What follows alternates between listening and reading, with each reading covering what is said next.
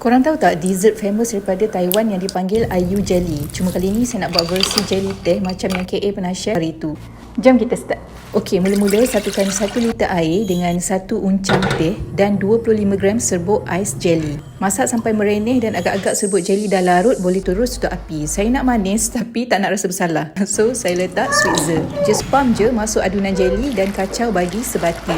Tuang masuk mangkuk dan kita sejukkan dalam peti sampai jelly ni fully set. Sementara tu, rendam biji selasih dalam air masak sampai dia mengembang macam ni. Okey, macam inilah rupa ais jelly bila dah set, gedik-gedik macam tu. Boleh guna garfu untuk bagi tekstur dia jadi macam air jelly tu dan letak dalam mangkuk dengan sedikit ais batu. Peras sikit limau kasturi dan boleh tambah laici dan biji selasih. Dah siap.